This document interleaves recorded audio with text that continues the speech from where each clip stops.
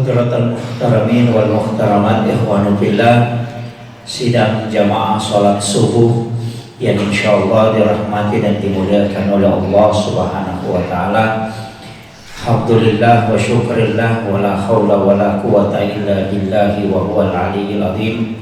Hasbunallah wa ni'mal wakil, ni'mal maula wa ni'man nasir. Raditu billahi rabba wa bil islami dina wa bi Muhammadin sallallahu alaihi wasallam nabiyya wa rasulah. Jamaah subuh yang insyaallah dirahmati dan dimuliakan oleh Allah Subhanahu wa taala. Bahwasanya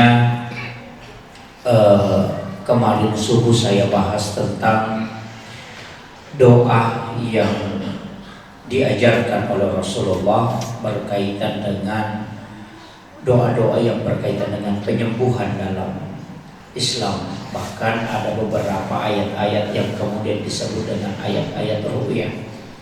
Sebenarnya dari sekian banyak penjelasan ulama berkaitan dengan doa yang disampaikan oleh Rasulullah maupun beberapa amaliyah yang memang ulama kita itu sudah jelaskan berdasarkan amaliyahnya.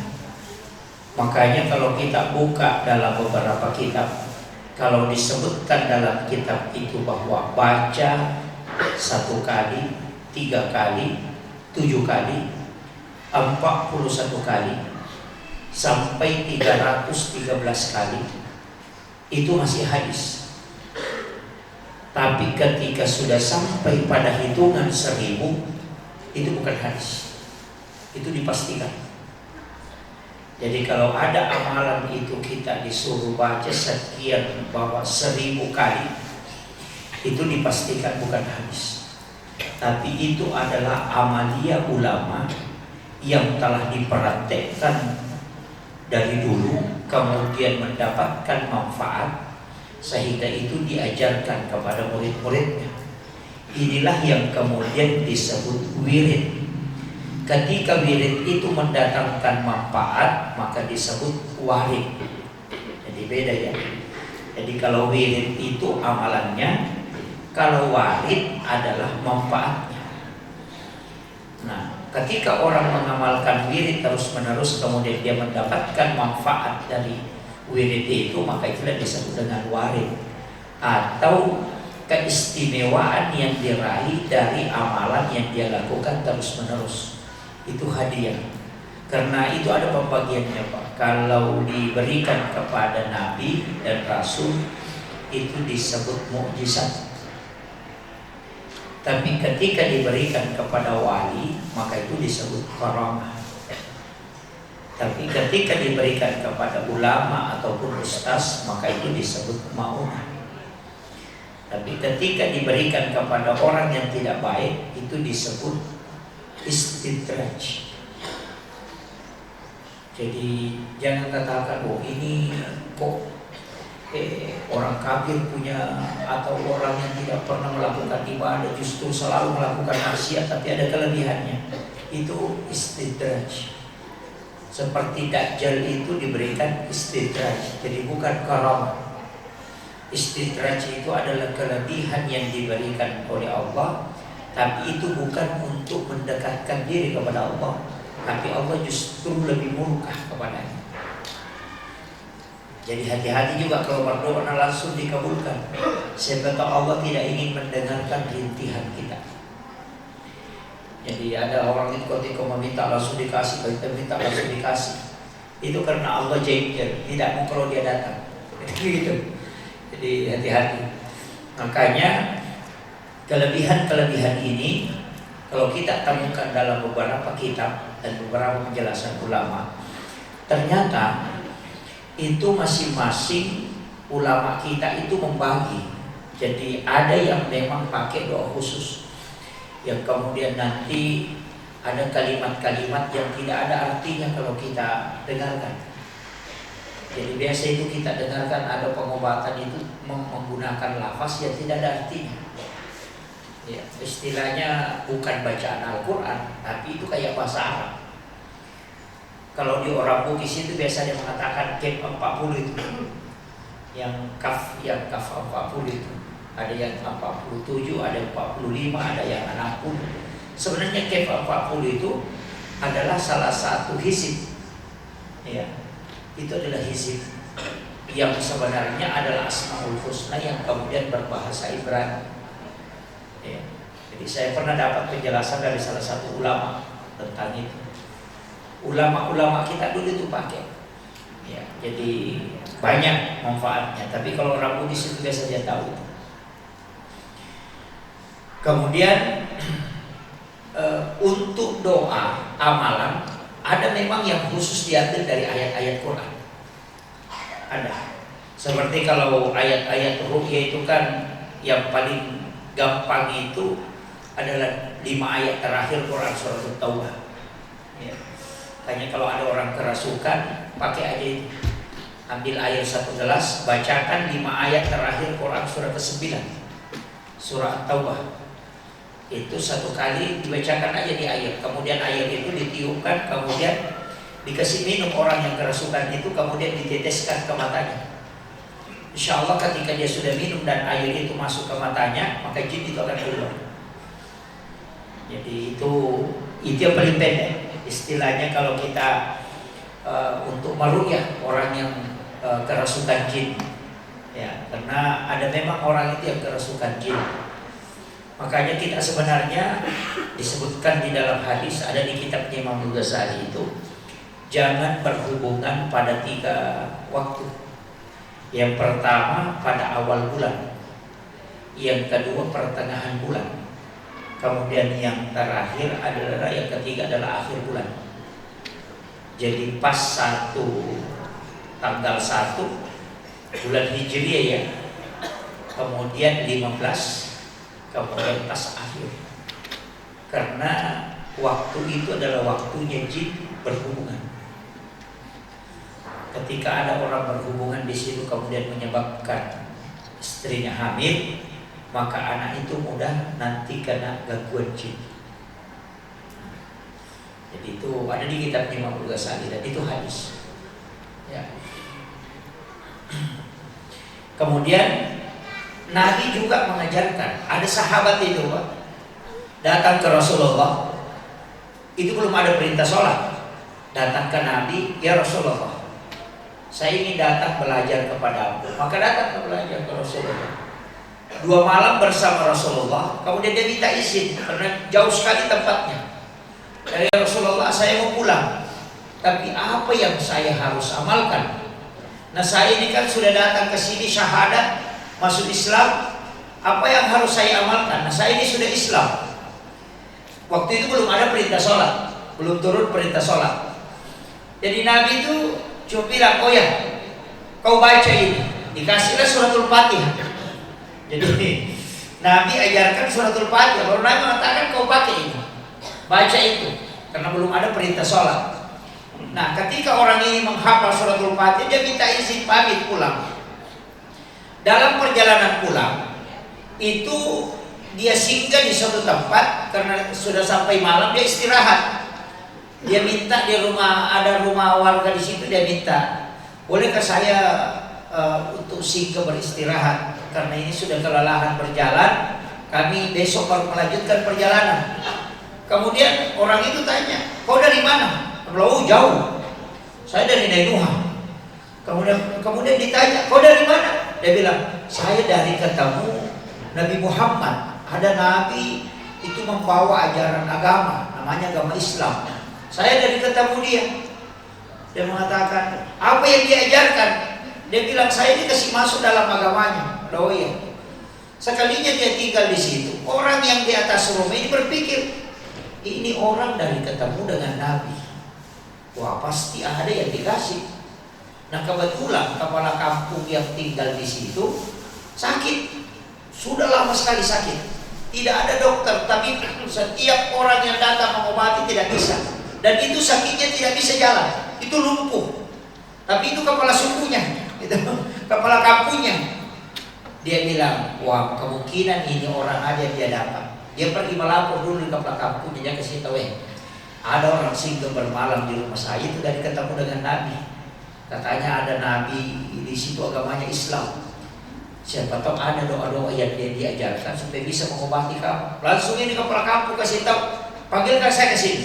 Gitu, panggilkan. Jadi kemudian datanglah itu didatangi. Kamu dipanggil sama kepala kampung. Dia bilang, apa kesalahanku? Dia bilang, tidak. Dia sakit, minta untuk diobati. Langsung dia berpikir, dan kemarin saya masuk Islam ini apa yang saya bisa? Apa? Dia bilang, pokoknya kau harus ketemu. Jalanlah dia. Di jalan itu dia berpikir, kemarin Rasulullah kasih saya baca suratul Fatihah. Ini aja saya baca. Datanglah ke situ. Sampai di situ duduk, pusing dia. Bagaimana caranya mengobati? Tidak pernah juga diajarkan oleh Nabi bilang ini adalah obat. Jadi dia itu bikin sendiri, dia bilang, kasih saya air. Dikasih air. Kemudian sudah itu dia bacakan suratul Fatihah di air.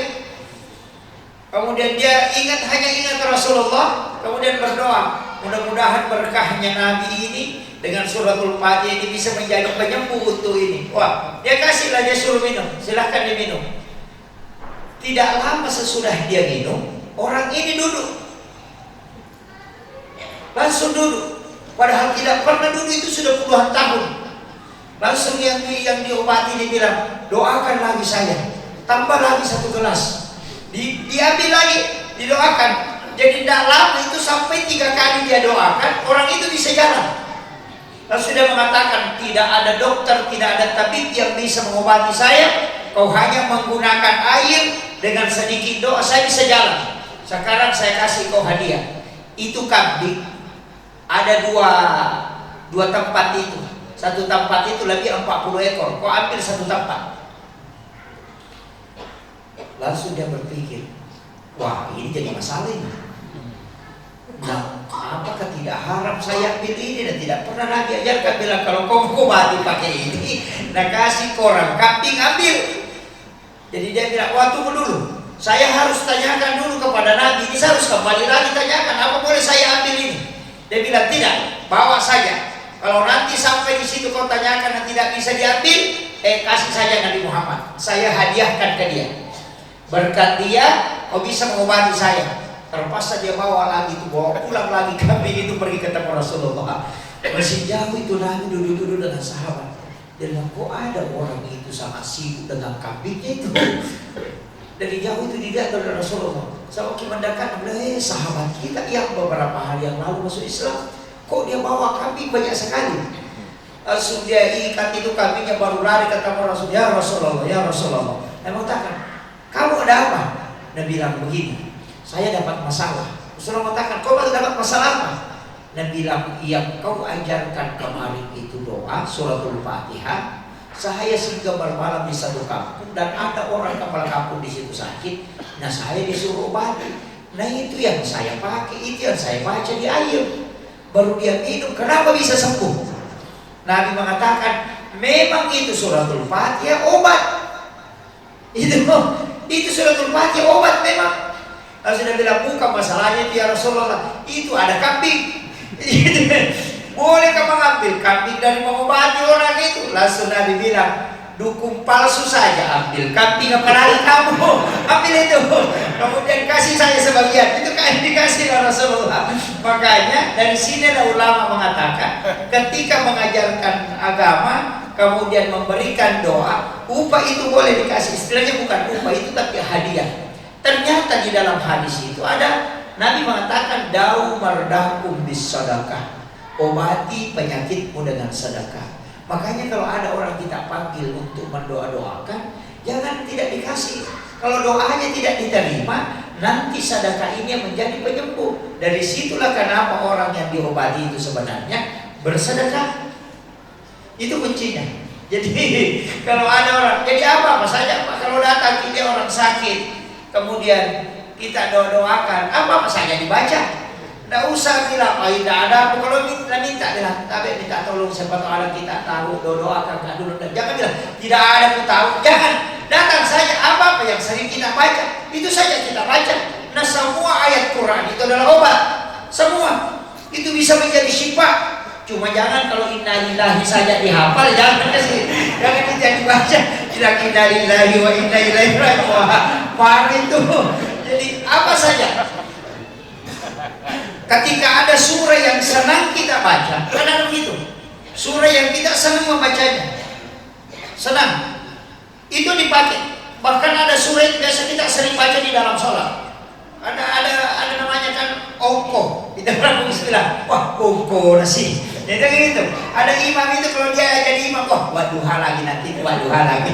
Begitu. Ada sahabat begitu Pak, 5 tahun jadi imam selalu baca kulhu.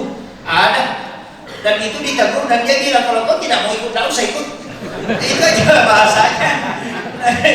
Karena dia senang sekali membaca itu dan dia merasa khusyuk ketika membaca surah Al-Ikhlas. Dia khusyuk sekali itu. Makanya ketika diprotes dia bilang kalau kau tidak mau sama tidak usah ikut. Kalau kau tidak suka kalau saya jadi imam, lapor sama Nabi. Kalau Nabi bilang berhenti, hari ini juga saya berhenti. Dan dilapor betul. Dikasih tahu ya Rasulullah, imam yang kau utus itu sebenarnya bagus. Cuma ada sedikit kekurangannya. Nabi bilang apa kekurangannya? Dia selalu baca kulhu. Itu terus dia baca. Nabi mengatakan, maksudnya itu terus. Nabi bilang sholat dulu, sholat pokoknya sholat maghrib, sholat isya, sholat subuh itu terus. Dia baca kulhu itu. Di rakaat pertama dia baca, di rakaat kedua juga dia baca. Nabi mengatakan, panggilkan ke sini, panggilkan ke sini. Dipanggil, kemudian ditanya, katanya kau selalu baca surah Al-Ikhlas. Lalu dia bilang, betul ya Rasulullah. Nabi mengatakan, memangnya kenapa? Dia bilang begini ya Rasulullah, surah ini semua menunjuk kepada Allah. Tidak ada dia tunjuk kecuali kepada Allah. Kemudian yang kedua, nanti saya merasa sholatku khusyuk ketika membaca ini. Apa kata Nabi? Baru-baru malaikat Jibril datang memberitahu, dengan cintamu kepada surah Al-Ikhlas ini, nanti engkau akan masuk surga bersamanya. Wah ini tambah nih. Nah baca kita 3 kali baru ruku. Jadi sebenarnya orang yang membaca itu tidak ada Pak. Kita juga begitu. Pasti ada salah satu surah yang kita senang membacanya. Ada yang Inna A'tayna, ada yang surah Al-Ikhlas, ada Al-Hakumut Takasur. Itu akan menjadi syafaat. Bukan hanya nanti, tapi di alam kubur Pak. Jadi pasti ada surah yang kita cintai. Bahkan surah itu ada Nabi mengatakan, siapa yang ingin mendapatkan syafaatku kelak di yaumil akhir, maka siapa yang menghafal dan mencintai surah Al-Kautsar, maka pasti dia akan mendapatkan syafaatku. Itu janji Nabi. Surah Al-Kautsar Pak, hafal surah Al-Kautsar dan cinta kepada surah ini kata Nabi, dia akan mendapatkan syafaatku. Untung surah Al-Kautsar. Seandainya Al-Baqarah setengah mati kan hafal. Al-Kautsar, Inna A'tayna Al-Kautsar. Kalau tidak dihafal itu mati saja, tidak usah hidup. Tidak ada gunanya itu. Iya, Inna A'tayna Al-Kautsar fasholli li rabbika wanhar inna syani'aka huwal abtar. Surah ini kan untuk menenangkan Rasulullah ketika anaknya meninggal, itu Ibrahim. Sehingga Nabi itu gundah-gulana, maka turunlah surah ini untuk mengobati kalbunya Rasulullah. Sehingga siapa yang mencintai surah ini, maka dia akan mendapatkan syafaat Rasulullah. Itu hadiah khusus itu. Hanya hafal itu Pak. Dihafal di semua tahu. Inna A'tayna itu ya. Itu surah khusus itu.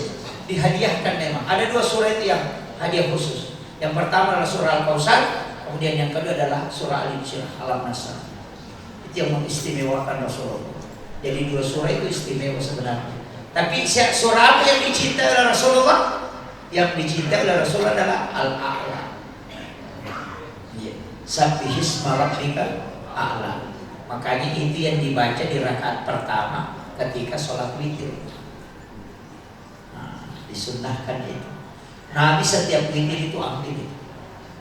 Sabbihisma di rakaat pertama. Jadi sebenarnya makanya sunnahnya witir itu rakaat pertama Al-A'la, rakaat kedua Al-Kafirun, nanti rakaat ketiganya Al-Ikhlas, Al-Falaq dan An-Nas. Itu yang kalau witir, kalau ikuti sunnahnya. Tapi kalau tidak baca itu juga tetap sah witirnya. Nah, cuma itu yang diamalkan oleh Rasulullah. Ya, jadi kalau mau ikuti itu ya ikuti itu, tidak masalah. Itu ada di kitab-kitab fikih para ulama. Kemudian ada juga beberapa amalan itu yang memang Rasulullah tidak ajarkan. nanti para sahabat yang mengamalkan. Jadi Nabi tidak pernah ajarkan, tapi sahabat mengamalkan dan ayat-ayat tertentu itu. Makanya ada beberapa itu Pak, seperti yang tulisan salamun itu kan 7 kali di dalam Al-Quran itu. Yang kalimat salam, qaulan min rabbir rahim, salamun ala nuhin wa musa salam, itu kan 7 kali. Itu dikumpul itu tulisan itu. Kemudian ditulis dalam satu wadah, kemudian diisi air. Kemudian itu diaduk, kemudian itu dimandikan ke orang. Itu besar manfaatnya itu. Itu untuk terhindarkan dari penyakit. Ada juga yang berupa mandi. Sebenarnya itu Pak, kalau kita mandi, kan mandi ini banyak. Ada mandi wajib, ada mandi sunnah, ada mandi fadilah namanya. Kalau mandi fadilah ini kita tidak temukan di hadis, tapi itu amalannya para wali. Kalau mandi wajib memang tuntunan Islam. Seperti orang junub itu mandi wajib. Jadi ada juga mandi sunnah. Ini mandi sunnah banyak. Mandi sunnah Ramadan. Jadi sebenarnya itu kalau kita mandi kalau Ramadan tengah malam, kita niatkan mandi sunnah Ramadan sebelum sholat. Mandi sebelum sholat. Jadi mandi itu jam 2, jam 1 lewat.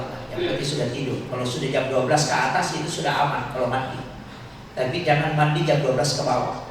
Itu pori-pori masih terbuka. Nanti jam 12 itu baru tertutup. Jadi sebenarnya yang sehat itu kalau mandi itu tengah malam.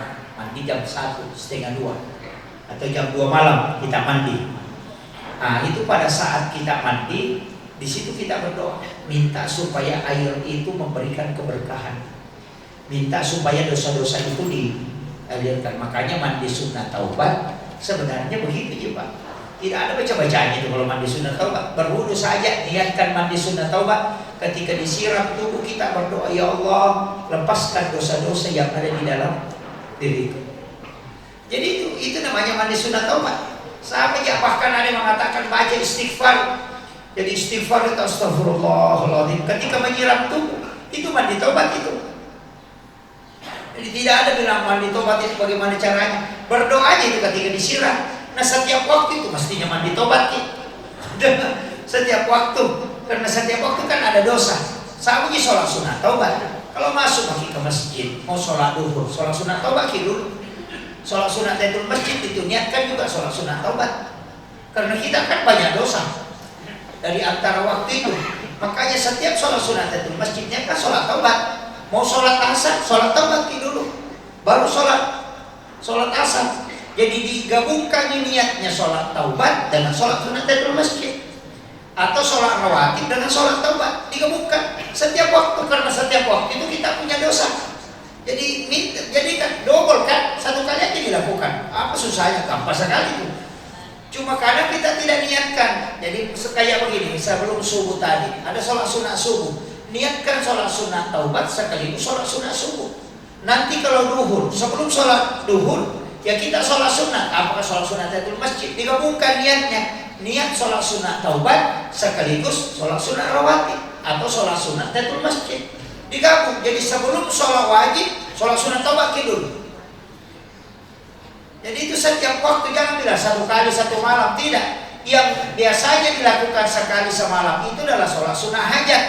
Ada sholat sunat istihara ya, bukan hajat. Sholat sunat istihara itu dilakukan di ujung sebelum kita sholat witir.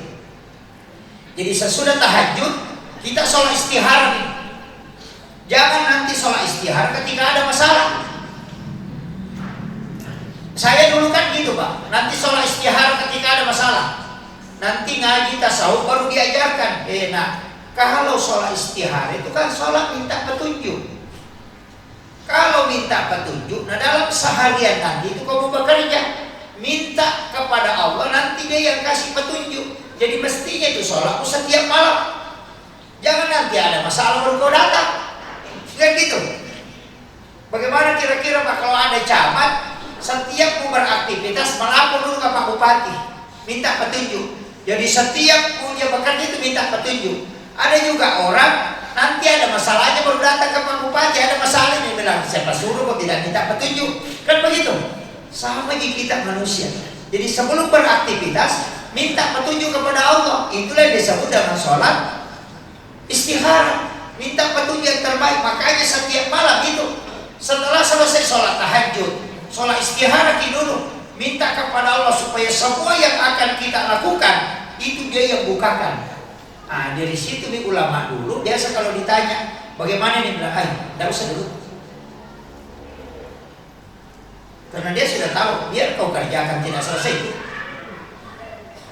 Bahkan ini ada satu peristiwa Gurunta Kiai Ilmu Yusuf. Saya dapat cerita itu dari salah satu murid beliau. Pernah itu Gurunta, anak-anak pesantren itu mau pergi rekreasi. Jadi dia mau pergi rekreasi itu di Bantimurung. Dia sewa mobil, janjinya itu bahwa karena ini agak jauh, jadi nanti pas sudah sholat subuh kita berangkat. Jadi anak-anak pas selesai sholat subuh siap-siap memang, pas selesai berangkat supaya bisa cepat sampai.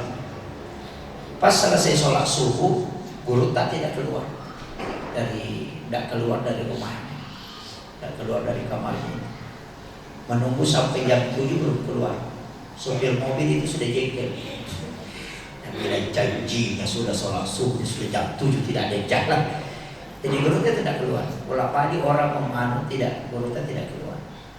Nanti jam sekitar 8:30 baru itu Gurunta keluar, baru mengatakan sudah silakan naik mobil, baru jalan. Pas lewat sudah hampir masuk Takalas itu ada beberapa mobil di situ yang dibakar dengan motor. Apa kata Gurunta? Seandainya kita berangkat tadi pas sholat subuh, setelah selesai sholat subuh, kita yang dibakar di situ. Jadi Gurunta itu sudah tahu bahwa akan ada musibah, makanya dia bilang kasih lewat dulu musibahnya baru kita lewat. Dan itu kan tidak ada HP. Dari mana ilmu itu? Sebenarnya ternyata ilmu itu adalah ilmu sholat istikharah setiap malam. Jadi makanya kita sebenarnya itu penting mengamalkan itu. Biarkan Allah yang kasih petunjuk. Ya. Makanya di situ nih orang Bugis ada biasa istilahnya dia apa pakai dogu. Kan gitu. Itu sebenarnya karena dia timbangnya ke situ. Tapi itu agak berat, Pak. Kenapa saya katakan agak berat? Pernah saya praktekkan beberapa kali, itu agak berat. Karena harus melawan keinginan. Harus melawan keinginan. Harus kita santai betul. Jadi memang kita serahkan la haula wala quwata illa billah. Serahkan. Bismillahirrahmanirrahim tawakkaltu 'ala Allah. Memang diserahkan sepenuhnya. Kita tidak punya hal. Diserahkan sepenuhnya kepada Allah. Nanti dikasih sendiri petunjuk. Itu agak berat. Apalagi kalau kita sudah manage, sudah ini nanti jam sekian ke sini, jam sekian ke sini, itu jadi masalah. Kalau di ulama itu enggak. Jadi yang paling aman sebenarnya itu kalau tidak bisa pakai itu, tidak bisa pakai istikharah di setiap malam. Yang paling aman adalah minta kepada Allah semua yang telah kita direncanakan itu diberikan kemudahan dan keselamatan. Itu. Jadi berubah dari sholat istikharah menjadi sholat hajat. Dirubah ya. Jadi jangan sholat sunnah istikharah, tapi sholat sunnah hajat. Jadi setelah sholat sunnah hajat kita berdoa, ya Rob, jadikan semua aktivitasku ini adalah aktivitas ibadah di sisimu dan mudahkan. Wah itu. Jadi tapi kalau kita mau ambil yang tingkat tinggi, itu sholat sunnah istikharah. Jadi biarkan Allah yang memberikan petunjuk. Itu dibimbing itu, Pak. Dibimbing betul. Kalau orang istikharah itu dibimbing betul. Seakan-akan ada yang mengarahkan ke sini dulu. Setelah ini baru ke sini. Itu kan adanya kuncinya. Tapi kalau ulama dulu kan begitu. Sebelum merantau pakai itu. Saya dapat kisahnya itu Sayyid Hasim yang di Kalimantan itu, yang naik perahu. Dulu itu begitu, naik perahu mau pergi berdakwah itu tidak pakai layar, naik saja di perahu, kemudian dia baca berzikir, tawakal, itu hanya nunggu angin bawa kemana dia, di mana dia terdapat di situ dia tinggal. Oh, itu kalau kita tidak bisa, ya. Jadi dia itu begitu. Dan yang membawa ke situ ikan lumba-lumba, makanya disebut tunggang palangga karena lumba-lumba yang mendorong perahunya ke situ sampai masuk ke Tenggarong. Makanya Tenggarong sebenarnya itu kan awalnya agama Hindu. Kerajaan Kutai itu kan Hindu dari 1 sampai 4. Nanti 4 ke bawah itu baru agama orang Islam. Karena yang mengislamkan itu sebenarnya orang Bone. Ya. Ketika masuk ke situ makanya diislamkan, diperistri kemudian diislamkan. Nah, itu Raja Kutai. Makanya Tenggarong itu sebenarnya bahasa Bugis dari Tanggana Arungi. Nah, itu Tangga Arung istilahnya Akarungan. Makanya dia rubah itu. Makanya setelah itu Muslim. Kenapa dia Hindu? Karena itu gara-gara Asoka. Asoka kan itu ke Pattaya, Thailand. Makanya dia lewat perairan India, Selat India, kemudian masuk ke Bali, kemudian tembus ke Pattaya. Makanya Bali itu Hindu. Nah, kenapa dia Kalimantan itu diserempet? Karena ada lewat situ. Makanya di Kalimantan itu masuk agama Hindu yang Dayak. Ya, rajanya Kutai itu karena memang Hindu yang pertama datang. Bahkan kita di Pulau Indonesia ini kena juga. Sebagian yang di wilayah Sulawesi, untungnya dari Hadramaut itu masuk Pam Al-Katiri. Nah, makanya Al-Katiri inilah yang mengembangkan Islam di bagian Sulawesi. Makanya kalau kita buka sejarah kitab-kitab para ulama itu yang dipakai ternyata banyak. Seperti Sunnah Jawa Surur itu dipakai semua itu.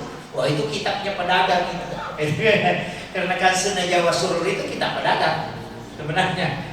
Itu pedoman kitab pedagang dan itu yang dipakai sampai ada penentuan hari kan Pak. Orang tua kita paham betul itu. Capur apa? Anak bilang itu biasa. Rabu terakhir. Ini Senin pertama. Ada begitu. Kemudian ada ini kosong, ini terisi, di sini mati, ini darah, ini musibah. Itu ada semua. Itu sebenarnya dari Sunnah Jawa Surur. Karangannya Sayyid Abdul Hamid Al-Qudsi. Itu kan. Jadi ada termasuk Yasin Fadilah dari situ. Dari situ semua. Jadi ada memang kitab-kitabnya. Itu kitab penjual, kitab pedagang. Nah, orang tua kita dulu kan berdagang. Nah, inilah yang diajarkan dan itu dipakai. Masih ada yang pakai sekarang, masih ada itu. Yang pakai itu bilang campur Rabu. Padahal sebenarnya Rabu terakhir itu Pak, itu sekali dalam 1 tahun. Itu Rabu terakhir di bulan Safar. Itu 320.000 balak diturunkan oleh Allah dari langit-langit dunia itu dari Lauhul Mahfuz ke langit-langit dunia. Makanya orang tua dulu mengatakan jangan bikin acara kalau Rabu terakhir. Karena itu waktu turunnya balak. Jadi bukan harinya yang jelek ya. Jangan salah paham. Bilang kok berarti Rabu terakhir itu harinya jelek. Bukan harinya yang jelek. Cuma hari itu ditakdirkan oleh Allah balak diturunkan. Beda itu. Sama begini. Kalau ada lorong sini lewat sini, kemudian ada lorong sebelah, kita bilang jangan lewat di situ di lorong sebelah. Kenapa? Itu tidak bagus. Kenapa? Di situ ada anjing yang ganas. Ada anjing ganas di situ. Kalau di sini tidak ada. Jadi dia bilang jalanan jelek di situ, bukan jalanannya jelek, anjingnya yang ganas. Sama itu tadi. Harinya bukan harinya yang jelek, tapi hari itu ditakdirkan oleh Allah 320.000 balak itu diturunkan. Itu hanya sekali dalam 1 tahun. Kapan? Rabu terakhir di bulan Safar. Itulah disebut dengan Capur Rabu. Nah, itu dia. Cuma kita orang tua kita ngambil semua. Pokoknya semua Rabu terakhir jelek semua. Itu kan udah tahu. Ini ya. Makanya saya itu sering bahas. Kenapa kalau beli kendaraan beli hari Senin? Jangan beli hari Jumat. Kalau kau beli hari Jumat nasi sapu itu sedikit-sedikit rusak, sedikit-sedikit mogok, sedikit-sedikit begini. Tapi kalau kau beli kendaraan hari Senin itu tidak akan rusak, itu insya Allah tidak akan berat, itu kemudian ada pengganti. Dan juga nanti itu biasa kempes banyak kalau sampai di rumah atau di depan bengkel baru ada masalahnya. Itu kalau kendaraan dibeli hari Senin. Kenapa? Karena rezeki didatangkan itu dari Senin. Kemudian yang kedua, kalau anak mau didaftar di sekolah, daftar hari Selasa. Kenapa didaftar hari Selasa? Karena ilmu itu diciptakan dari Selasa. Kan gitu. Sebenarnya gitu sih Pak, anunya. Jadi dia mengaitkan tentang sejarah. Jadi ilmu kan diciptakan hari Selasa, dan makanya disebutkan bahwa kalau orang punya ilmu laduni itu rata-rata diwafatkan hari Selasa. Hanya bisa mengatakan kalau wali itu meninggal hari Jumat. Kalau orang mendapat ilmu laduni berarti hari Selasa, karena di situ diciptakan ilmu. Dan ada ulama bahkan sampai mengatakan kalau ada anak-anak kau daftar di sekolah itu hari Selasa, tidak lari itu dari sekolah. Jadi itu nunya. Kalau ada anak-anak didaftar di pesantren, nah, lari pulang, daftar hari Selasa dia, insya Allah tinggal itu. Nah, itu nunya. Jadi itu karena ilmunya. Jadi ulama kita dulu menghitungnya begitu. Kenapa tidak mau mengobati hari Rabu? Dia bilang hari Rabu jangan mengawali pengobatan hari Rabu. Nanti hari Kamis kau datang atau hari Jumat. Dia tidak mau mengobati hari Rabu. Kenapa? Karena Nabi Ayub itu kena penyakit hari Rabu, disembuhkan hari Jumat. Kami soleh kan gitu. Jadi dia itu sebenarnya begitu jika kaidahnya begitu. Jadi banyak hal itu yang berkaitan dengan sejarah dia jadikan pengalaman. Karena memang Al-Quran kan juga bilang segala peristiwa yang terjadi itu jadikan pelajaran. Makanya itu diambil. Bahkan bila wafi ampusikum apalah tubsiru, dirimu kenapa kau tidak pelajari? Makanya itu kan ada. Ketika orang mau jalan itu dia periksa. Saya pernah pelajari itu, tapi saya tidak ajarkan semua. Bahaya kalau itu orang tahu, pasti nakal. Bahwa ketika ditanya pada tubuh ini ada 7 benda mati di dalam tubuh, tapi itu bisa bicara. Ketika semuanya bicara, biar bagaimana orang bilang, pasti kau selamat. Kenapa itu? Yang pertama di kulit. Kalau dia tidak bunyi jangan berangkat. Kemudian meletakkan tangan di telapak tangan itu di ini, kemudian lihat pergelangan tangan. Kalau ini putus jangan berangkat. Itu pasti kena musibah itu. Itu kan rambut, kemudian dikucek kalau tidak bunyi itu juga tanda musibah. Itu kan dipakai semua. Ada yang di mata, ada yang di tangan, ada yang di lidah. Tapi tidak usah saya sampaikan semua. Jangan masalah kalau nanti loh. Kan itu yang dipakai orang sebelum pergi berperang. Dia kan tes semua. Kalau ini darah, kalau ini tulang, kalau yang bagian luar ini kan kulit. Ketika semua bunyi, dia mengatakan tidak. Biar bagaimana rasa tidak mati. Karena dia sudah yakin itu. Karena semua yang di badan ini itu kan bicara, artinya benda mati. Rambut itu kan benda mati sebenarnya. Tapi ketika dikasih begini itu bunyi. Ketika dia tidak bunyi itu tanda musibah. Tangan ini kalau dikasih begini, Pak, itu kecil seperti ini besarnya. Kapan dia putus? Itu kalau orang mau kena musibah itu putus itu. Itu dipakai. Jadi makanya saya kalau naik motor itu mau naik motor dan rumah balap, saya tes semua itu. Kalau balap naik jalan, itu sudah. Karena saya yakin saya tidak akan jatuh sampai ke sana. Yakin betul. Dan itu yang dipakai ulama-ulama dulu. Makanya mengatakan wabi ampusikum apalah tubsiru, dirimu kenapa kau tidak pelajari? Sebenarnya ada semua tandanya. Itu kan ilmunya. Cuma ilmu ini kan disembunyikan. Tidak, pokoknya biar bagaimana kita minta. Dia tidak kasih tahu. Dia bilang pelajari saja. Saya dapat ilmu itu ada beberapa dan itu penggabungan. Makanya saya bilang sebenarnya ulama kita itu ilmunya luar biasa. Bahkan kan dia bisa lihat itu bayangan. Makanya itu kalau ada pesan kalau mau jalan, orang Bugis kan tidak begitu. Kalau mau ke jalan, itu cukup bola kan? Kan cingari cukup bola kan? Kita itu salah paham. Yang kita lihat betul-betul cukup bola. Nah tidak bisa kelihatan itu. Yang dimaksud copo bola itu bayangannya kepala. Copo bola tadi copo nah bola. Itu yang banyak orang tak paham. Makanya ketika mau jalan sudah baca doa berdiri, lihat bayangan kepala. Kalau bayangannya kepala tidak ada jangan berangkat. Karena ujungnya tunjukkan. Nah, itu yang pakai orang. Sebenarnya dia pakai kaidah istilah-istilah supaya tidak mudah dipahami. Kan gitu. Itu ilmu semua itu, Pak. Bahkan di pelaut itu saya pernah tanya bagaimana cara mengetahui, orang dulu mengetahui tidak ada batu karang, padahal tidak ada kompasnya.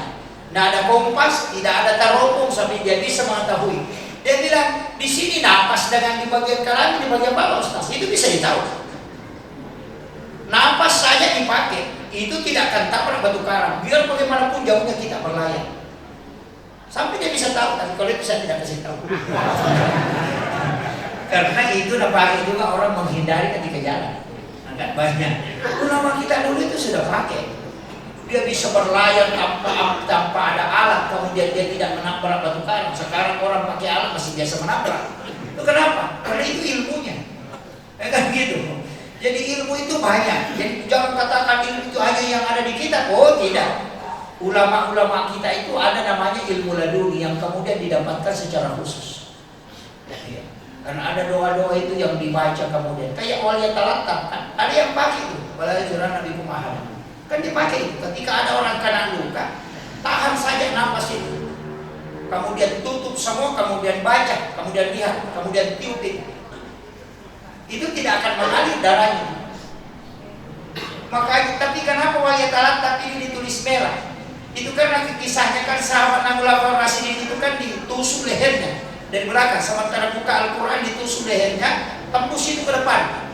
Kemudian di ujung pedang itu lewat darahnya menetes, pas kena wali talatak itu. Makanya itu ditulis merah karena disitulah menetes darahnya. Itu begini. Kenapa? Tapi Al-Quran sekarang kan sudah tidak ditulis merah. Itu kan di suratul Kahfi dan itu pas pertengahan Al-Quran. Kalau dia dihitung ke belakang sampai suratul Fatihah, itu sudah pertengahan. Sampai ke belakang juga sampai ke surat Nas. Itu pertengahan. Makanya waliyat talatak itu disebut posina korangnya. Nah, itu. Dan itu dicetak merah itu karena tetesan darahnya dipaman di situ diperingati. Tapi orang tua kita dulu ketika sampai pada bacaan itu nak sembeli ayam, nak pernah cerak, oh itu tidak boleh, karena menyentuhkan najis ke Al-Quran.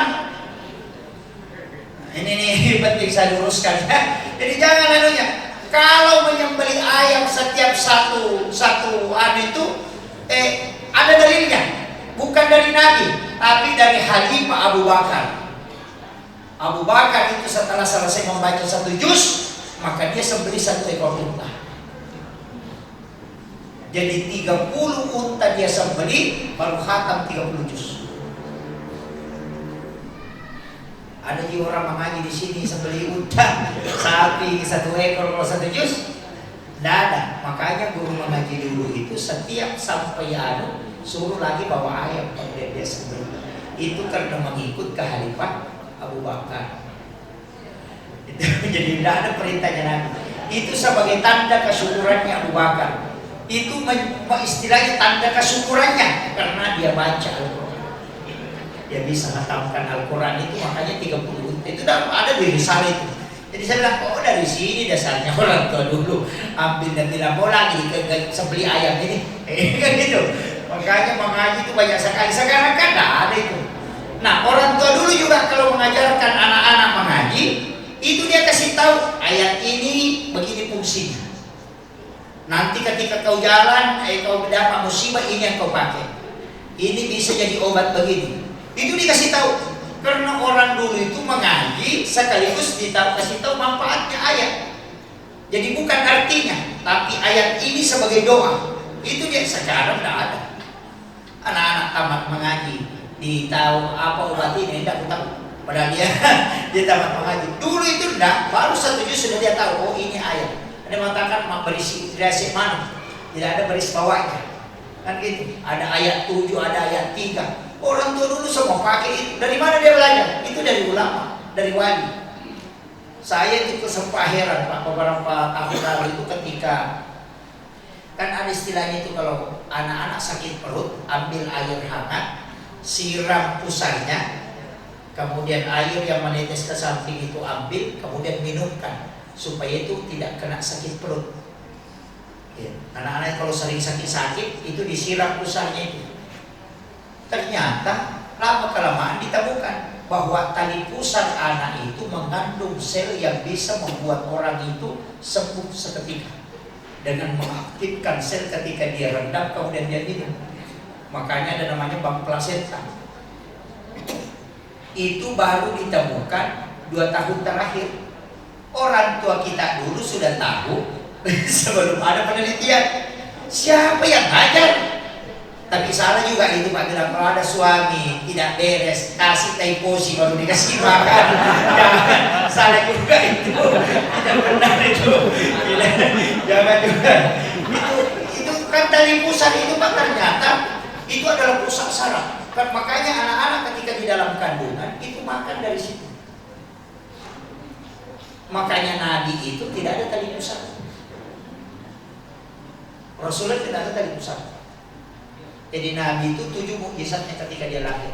Salah satunya adalah mantu aswad, tidak ada tali pusat. Kemudian Nabi itu sudah terhitam memang, kemudian lahir. Kemudian Nabi itu lahir sudah bercela. Kemudian Nabi itu tidak menangis ketika lahir. Justru menghadap, angkat dia kepalanya, kemudian dia letakkan tangannya di bawah, kemudian dia menuju ke atas. Itu tanda bahwa dia lahir sebagai pemimpin. Itu Rasulullah.